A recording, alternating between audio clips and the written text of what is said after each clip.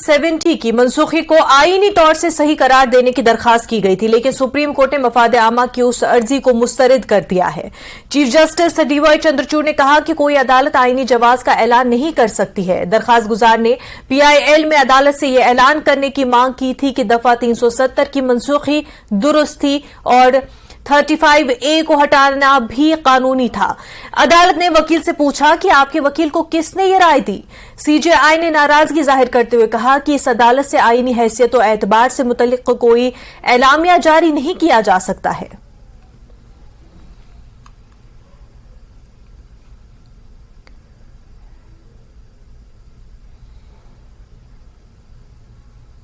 सांबा के सर्वर से toll plaza हटाने की मांग की जा रही है। युवा राजपूत सभा ने इस जमन में एक बड़ा एहतजाजी मुजाहरा करने का ऐलान किया। युवा राजपूत सभा ने पहले भी एहतजाज करते हुए जम्मू कश्मीर इंतजामिया को खबरदार किया था। तंजीम ने टोल लेने का अमल 20 अगस्त तक बंद कर देने की शर्त रखी थी, लेकिन अभी तक टोल प्लाजा बंद नहीं किए जाने से ये तंजीमें बरहम है। युवा राजपूत सभा और दूसरी तंजीमों की तरफ से मुजाहरे के मद्देनजर जम्मू कश्मीर इंतजामिया ने टोल प्लाजा सर्वर पर बड़ी तादाद में सिक्योरिटी फोर्सेस को तैनात कर दिया है।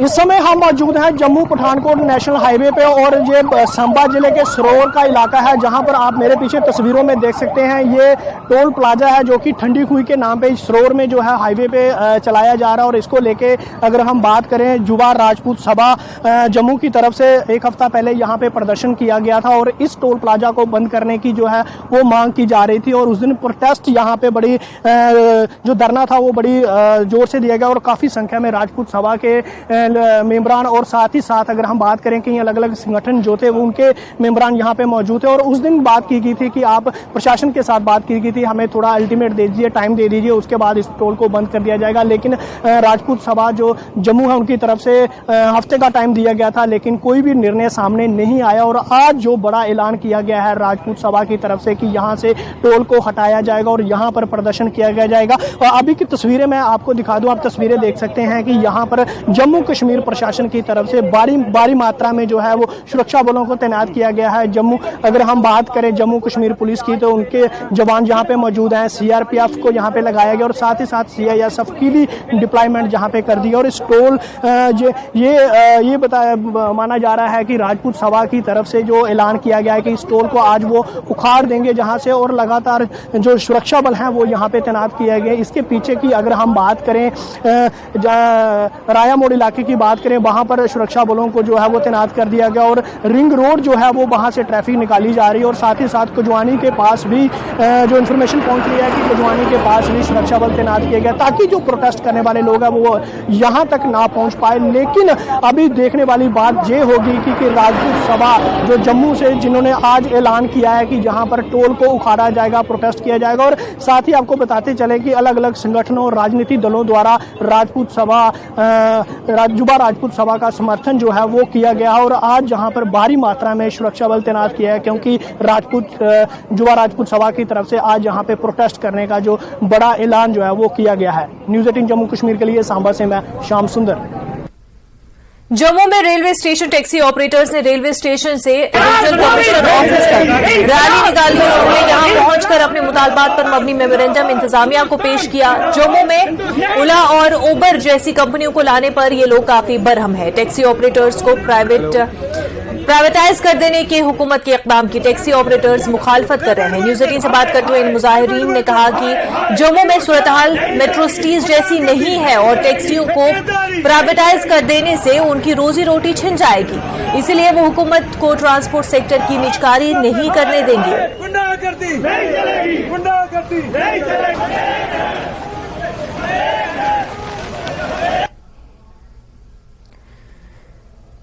नाज़रीन, महबूबा मुफ्ती खिताब कर रही है, सीधा रुख करते हैं।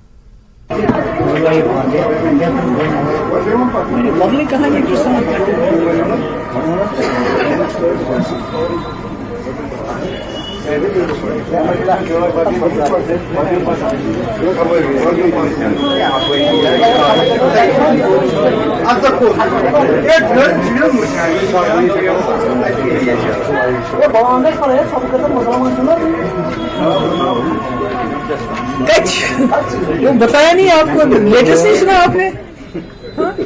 लेटेस्ट बुझो ना। क्वेश्चन आ जाएगा आप फिर। क्वेश्चन आ जाएगा। हाँ तो ठीक है, उसमें क्या है।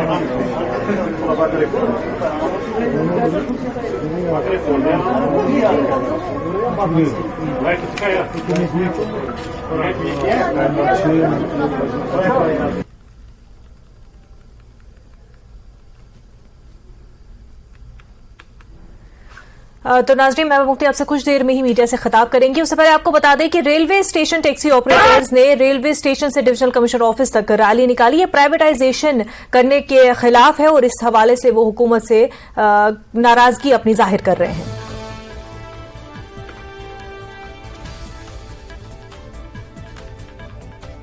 डिविजनल कमिश्नर ऑफिस जम्मू में हूं और आप मेरे पीछे ये जन समूह देख सकते हैं। ये ट्रांसपोर्टर्स हैं जो रेलवे स्टेशन ट्रांसपोर्ट एसोसिएशन के साथ संबंधित हैं और इनका आज गुस्सा इस बात पे है कि जो प्रशासन की तरफ से ये फैसला लिया गया है कि टैक्सी स्टैंड को प्राइवेटाइज जो है वहाँ प्राइवेटाइज किया जाएगा, यानी कि जो केवल यहाँ पे जो टैक्सीज लगाते हैं उनको रेलवे स्टेशन में टैक्सी लगाने की अनुमति नहीं होगी, बल्कि जो प्राइवेटाइज करके इसको लोगों को जो है सहूलियत देने की बात जो की जा रही है उसको अपोज किया गया है इनकी तरफ से। इनसे ही जानेंगे आज आप ज्ञापन लाए हैं, ज्ञापन में क्या क्या मांगे रखी आप? ज्ञापन में हमारी दो मुख्य मांगे हैं। एक तो ये है कि जो रेलवे स्टेशन का जो प्राइवेट जो करने जा रहे हैं वो उसको बंद किया जाए और यहाँ पर जिस तरीके से पहले से चल रहा था निजाम, जो लोग यहाँ से ऑटो, मेट्रो, टैक्सी और बसेस जो रेलवे को किराया दे रहे हैं ऐसा ही किराया लिया जाए। चाहे कुछ परसेंट किराया अगर रेलवे बढ़ाना चाहती है तो वो बढ़ाए, लेकिन ठेकेदारी सिस्टम जो है वो बंद किया जाए। आप क्या कहेंगे, कितना इफेक्ट इस पे पड़ेगा? और ये ज्ञापन में जो दूसरी मांग है वो क्या है? व्यापन में जो दूसरी मांग है वो हमारी ओला पर जो इंट्रोड्यूस करने जा रहे हैं, वैसे भी हमारी 24/7 सर्विस है। तो अगर गवर्नमेंट ये चाहती है कि जरूरी अगर इसको चलाना ही चाहती है तो हमारे ऑलरेडी सेटअप बने हुए हैं, हम 24/7 ऑनलाइन सर्विस प्रोवाइड करने के लिए हम तैयार हैं। लेकिन है कि ये निजी किसी दूसरे के हाथों में देना, इसके लिए आगे जम्मू में बहुत सी बेरोजगारी है और बेरोजगारी शासन का कहना है कि लोगों को सहूलतें दी जाएंगी इससे, जो कि जितने मेट्रो सिटीज हैं वहां पे इस तरह की सुविधाएं उपलब्ध हैं। ये मेट्रो सिटी नहीं है, ये जम्मू है, एक इतना मुट्ठी भर जम्मू है और सिर्फ यहाँ पर रेलवे में या एयरपोर्ट से जो यात्रु आता है माता वैष्णो देवी का आता है और थोड़ा बहुत जो आता था वो श्रीनगर का। अभी तकरीबन 90% ट्रेनें जो है वो कटरा में चली गई हैं और जो अभी थोड़ा बहुत रहती हैं वो भी सब जा रही हैं और उसके बाद 1 साल के बाद आपको पता है रेल जो है वो श्रीनगर तक पहुंच रही है। वो कौन लोग हैं जो टैक्सी में बैठना चाहते हैं ऑल ओवर में? हमारा ये कहना है कि अगर हमारी मांग नहीं मानी गई तो हमने चैम्बर ऑफ कॉमर्स में भी अप्रोच की है, बार एसोसिएशन में भी अप्रोच की है, हमारा ऑल जे&के ट्रांसपोर्ट वेलफेयर एसोसिएशन है वो भी हमारे समर्थन में आएंगे। पूरा जम्मू बंद होगा और वो बहुत जल्द अगर ये कुछ नहीं करेंगे तो हमारे समर्थन में ऑल जे&के ट्रांसपोर्ट वेलफेयर एसोसिएशन जो है वो भी आएगी और पूरा जम्मू बंद होगा। तो जम्मू बंद की काल भी दी जा सकती है यदि इनकी मांगे नहीं मानी गई। इनका कहना है कि तमाम जो चाहे वो चैम्बर ऑफ कॉमर्स है, तमाम जो संस्थाएं हैं वो इनके साथ है और जो इनकी मांग है कि सीधी है कि जो प्राइवेटाइज करने की कोशिश है जम्मू में टैक्सीज को, उसको हम कभी भी बर्दाश्त नहीं करेंगे। कैमरा के साथ हो रहा है ये तो आरएसएस, जनसंघ और बीजेपी की वही सोच है कि जितने भी मुसलमान हैं उनको घर वापसी करनी चाहिए और आजाद साहब ने बिल्कुल यही बात कही है। मुझे तो ताज्जुब है, कल भी आपने देखा होगा कि यूपी में एक लड़के जिससे एक हिंदू लड़की और मुसलमान लड़के ने शादी की, उसके दोनों माँ बाप को लिंच कर दिया गया, मार दिया गया। तो दिस इज वेरी अनफॉर्चुनेट, बड़ी बदकिस्मती की बात है। इतने बड़े कदावर लीडर बीजेपी, आरएसएस और जनसंघ की उस सोच की वो तायीद कर रहे हैं जिस सोच की वजह से आज पूरे मुल्क के अंदर मुसलमानों की जान जोखम में पड़ गई है, जान के लाले पड़ गए हैं। मुसलमानों को ट्रेन में कत्ल किया जाता है, मुसलमानों को लिंच किया जाता है, मुसलमानों को, और ये सब गवर्नमेंट जो बीजेपी की सरकारें हैं उनकी पैट्रनाइज में हो रहा है। आज तक तो कभी नहीं सुना है कि सरकारें मकान गिराती हैं, सरकारें मकान बनाती है लोगों के। ये तो मुसलमानों के मकान गिरा रही है। तो ये सोच कहाँ से आई? ये तो आरएसएस की सोच है जिसका बदकिस्मती से आजाद साहब ने सपोर्ट किया है। इसका मतलब ये होगा कि इससे ये जो ताकतें हैं जो मुसलमानों की घर वापसी की बात करते हैं, मुसलमानों के हिंदू होने की बात करते हैं, आप उनको एनकरेज कर रहे हैं कि वो और ज्यादा मुसलमानों पे जुल्म करे। इससे बड़ी बदकिस्मती की और कोई बात नहीं। आपको नहीं लगता कि ये एक रिलीजन का जेनोसाइड हो रहा है? प्लस अगर कंट्री लेवल पे देखें, जिस तरह से आपने कहा कि पूरे मुल्क में इस तरह के वाकयात नजर आ रहे हैं, आपको नहीं लगता कि यूएन को अभी जो मैंने ऑलरेडी इस सवाल का जवाब दिया। जी और बताइए। हाल ही में लद्दाख में थे मैम, उनका कहना था कि जो होम मिनिस्टर ने कहा कि एक जमीन जो है चाइना निकाल चुका है, लेकिन हमने यहाँ पे लोगों से बात की और वहाँ की जो है चाइना जो है लद्दाख की टेरिटरी के अंदर आई है, तो HM के जो दावे थे वो खोखले साबित हो रहे। तो उसमें आप क्या कहना चाहेंगे मैम? देखिए, it's not just today that Rahul Gandhi is talking about it. It has been last many years since the Chinese army has come into the Ladakh territory, और कोई 1000 स्क्वायर किलोमीटर से ज्यादा जमीन लिए जो ग्रेजिंग लैंड है, जो घास चराए है, जहां हमारे जो लेह के लोग थे अपने भेड़ बकरियां ले जाते थे चराने के लिए, अब वो लोग वहां नहीं जा सकते हैं। ये लेह के लोग कह रहे हैं, जिसको राहुल गांधी जो है उसको एक्सप्रेस कर रहे हैं। It's not about what Rahul Gandhi is saying. It's about what the people of Leh are talking. What the people of Leh are claiming, that they can't take their animals anymore for grazing because China has occupied that land. It is 1,000 square kilometers, and it's very unfortunate that the BJP government is shying away from acknowledging the facts. Because अगर वो ये fact acknowledge करेंगे तो फिर लोग पूछेंगे आपने क्या किया इसका, you know? कैसे आप चाइना को बाहर निकालोगे? क्योंकि चाइना के साथ तो अभी तक कोई 30-40 बार बातचीत हुई और उस बातचीत में उनको वापस धकेलने में नाकाम हो गए हैं। यासीन मलिक की वाइफ को पाकिस्तान जो गवर्नमेंट में कैबिनेट है उसमें जगह मिली है। यासीन मलिक के खिलाफ काफी एलिगेशंस भी है, कश्मीरी पंडित्स को लेकर भी, वो भी काफी ज्यादा एलिगेशन लगा रहे हैं। तो इस डेवलपमेंट को आप कैसे देखते हैं? देखिए, पहली बात, राइट्स और वुमेन एम्पावरमेंट का the first thing is that जो मिशाल मलिक है, आई एम नॉट, मैं उसकी कोई वकील नहीं हूँ, वकालत नहीं कर रही हूँ। She is not terror convict like Sadhvi Pragya, is she? No. Her husband Yasin Malik has been convicted. When a terror convict like Sadhvi Pragya goes around, advocating openly to sharpen your knives, to kill so and so. Even the Prime Minister at one point of time said, when Sadhvi Pragya used very abusive language about Gandhiji, he said कि my heart is not going to forgive her. But she is roaming outside, like anybody. Sadhvi Pragya जो मिशाल मलिक है, वो तो कोई मुजरिम नहीं है। साध्वी प्रज्ञा की तरह वो मुजरिम नहीं है। यासीन मलिक की तरह उसको किसी दहशतगर्द इल्जाम में मुलजिम नहीं ठहराया गया है।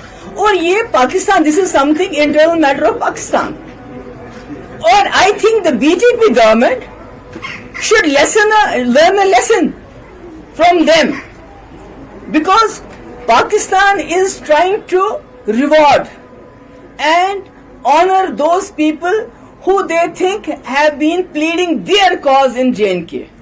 What about the people like Sheikh Saab?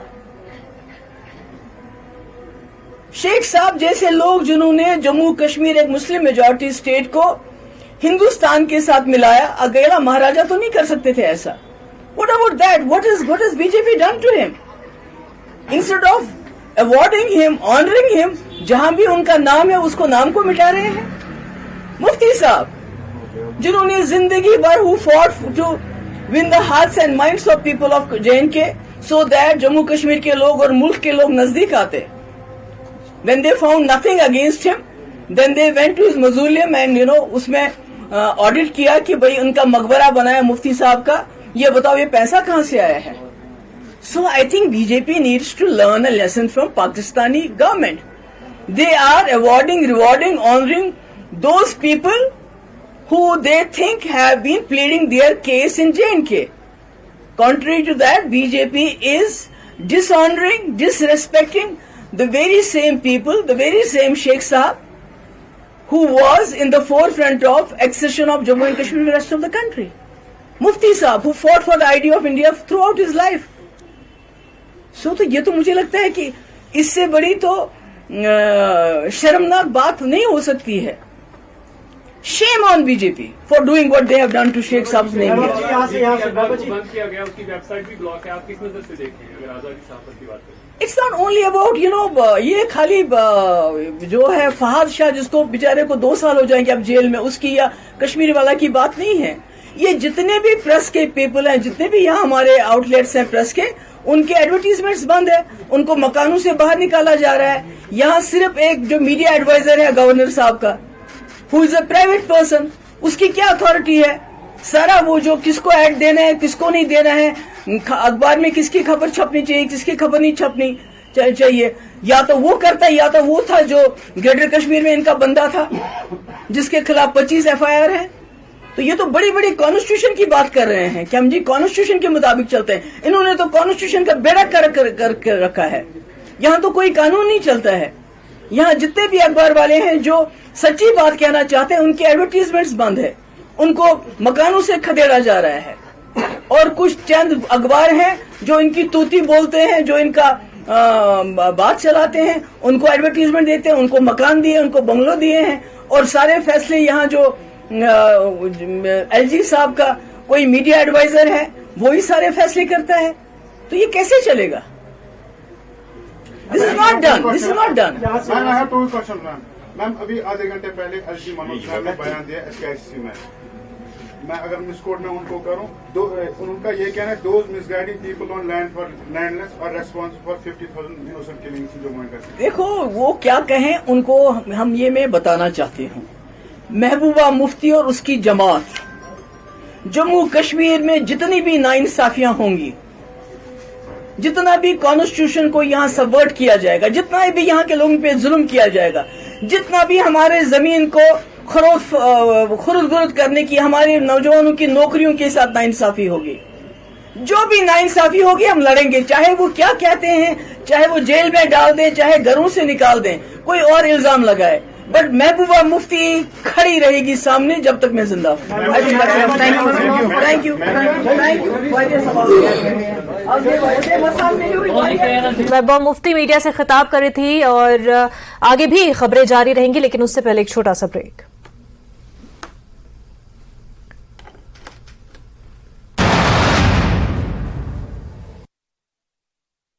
Network news 18। Churu के तारानगर में सरकारी टीचर के साथ मारपीट का मामला सामने आया है। टीचर का वीडियो अब सोशल मीडिया पर जमकर वायरल हो रहा है। वहीं शिक्षक की ओर से 2 लोगों के खिलाफ थाने में केस दर्ज कराया गया है।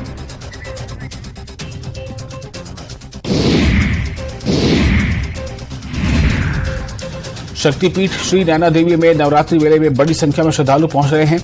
इस दौरान मंदिर में विशेष अनुष्ठान किए जा रहे हैं।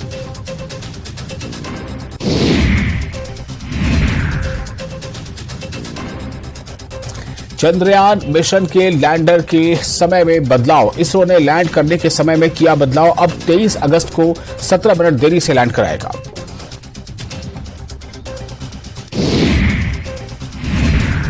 देश के कई राज्यों में फिर एक्टिव हुआ मॉनसून। IMD ने 6 राज्यों के लिए जारी किया orange alert. Bollywood actor Anupam Kher ने हाल ही में अपनी मां के साथ थिएटर में अक्षय कुमार और पंकज त्रिपाठी स्टारर। ब्रेक के बाद आपका खैर मकदम है। पुलवामा में एक तेज रफ्तार डंपर ने मोटरसाइकिल सवार को टक्कर मारकर शदीद जख्मी कर दिया। ये वाकया उस वक्त पेश आया जब गुसा पुलवामा इलाके से ताल्लुक रखने वाले मंजूर अहमद वानी नामी शख्स अपनी मोटरसाइकिल पर सवार था और अचानक एक तेज रफ्तार डंपर ने उनकी बाइक को टक्कर मार दी और मौके से फरार हो गया। मंजूर अहमद को शदीद जख्मी हालत में अस्पताल मुंतकिल किया गया। इब्तदाई मुआवजे के बाद मंजूर को SMHS श्रीनगर मुंतकिल किया गया। इस वाकये के खिलाफ मकामी लोगों में काफी गम गुस्सा है। लोगों का कहना है कि इलाके में बड़े पैमाने पर गैर कानूनी सरगर्मियां अंजाम दी जा रही हैं। नाला रुमशी से गैर कानूनी कानकनी की जा रही है और रोजाना डंपर और टिप्पर से इस इलाके में बेहद तेज रफ्तारी से ट्रक गुजरते हैं। उनका कहना है कि माइनिंग डिपार्टमेंट के नाक के नीचे से इस गैर कानूनी काम को अंजाम दिया जा रहा है, लेकिन महकमा खामोश तमाशाई बना हुआ है।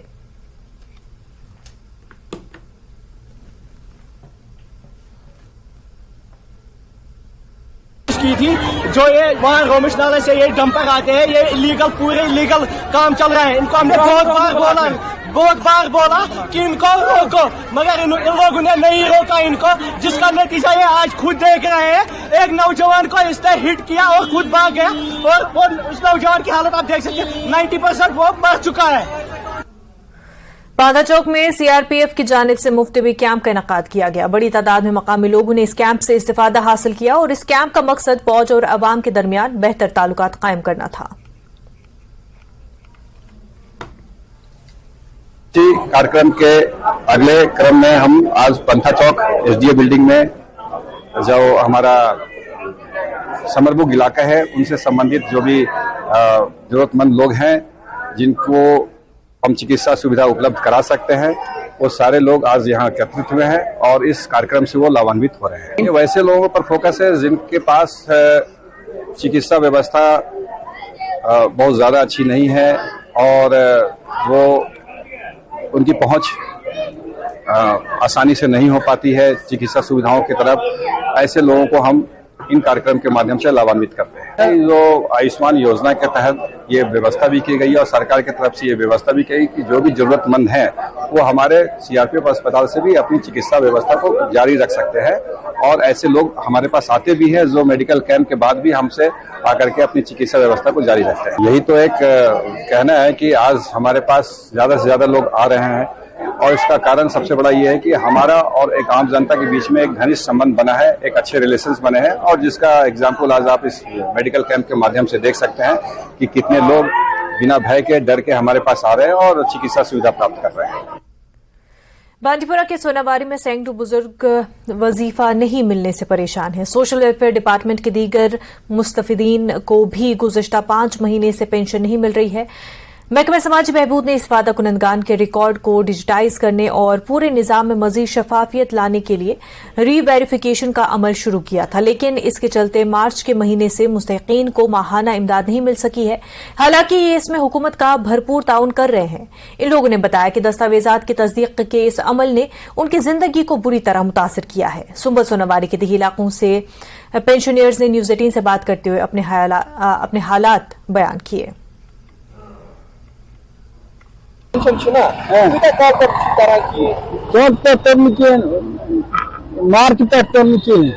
मार्च तान आफिस क्या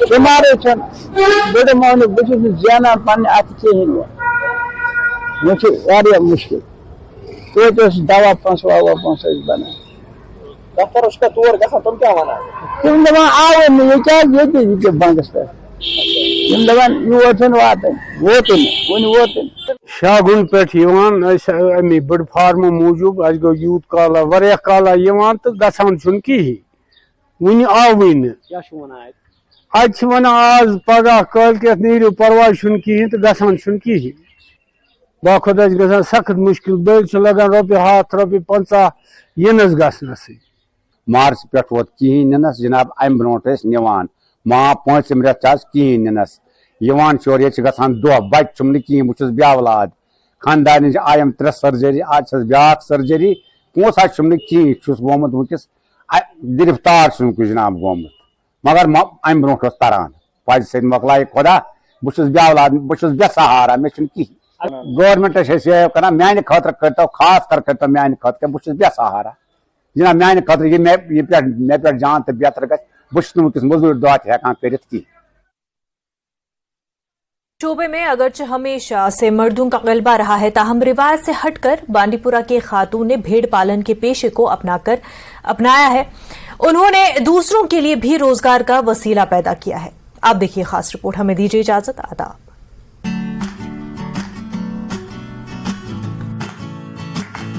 बांडीपुरा के वतरीना शेख पाल नामी इलाके में मुमताजा बेगम नामी एक तालीम याफ्ता खातून शीप फार्मिंग का एक बड़ा यूनिट चला रही हैं। मुमताजा के मुताबिक इन्होंने 9 साल कबल सिर्फ 20 भेड़ों से इस फार्मिंग की शुरुआत की थी। आज उनके पास 300-400 भेड़ मौजूद हैं। मुमताजा के मुताबिक उनके शीप फार्मिंग की वजह से दीगर 4 लोगों को भी रोजगार मिल रहा है। 9 साल पहले मैंने ये स्टार्ट किया था और 20 भेड़ों से शुरू किया था। ये आज तो माशाल्लाह 300-400 के मतलब नज़दीक पहुंचा है मेरा ये यूनिट। आज मैं 3-4 लोगों को भी मैंने इससे रोज़गार दिया, उनको भी मैं तनख्वाह दे रही हूँ। इसके अलावा भी बहुत सारे लोग मुझे यहाँ काम पर रखते हैं, गोबर वगैरह जो साफ करना होता है और सफाई वगैरह, घास काटना, बहुत सारे लोग हमें यहाँ काम पे है। मुमताज़ा के मुताबिक शीप फार्मिंग का तजुर्बा इनके लिए कामयाब रहा और वो इस फॉर्म को मजीद वुसअत दे रही हैं।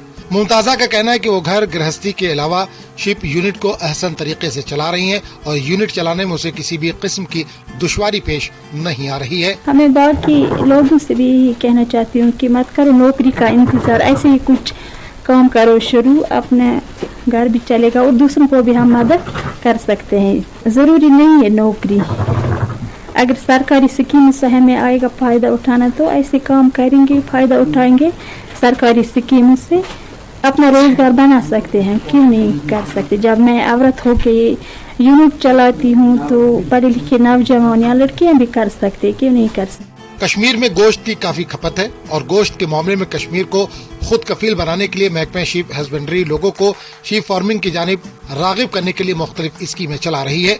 मुमताज़ा बेगम ने भी लोगों के लिए पैगाम दिया कि इन्हें मुख्तलिफ महकमों की जानिब से चलाई जा रही फलाही स्कीमों से फायदा उठाना चाहिए। न्यूज़ 18 के लिए बांडीपुरा से मोहम्मद सईद की रिपोर्ट।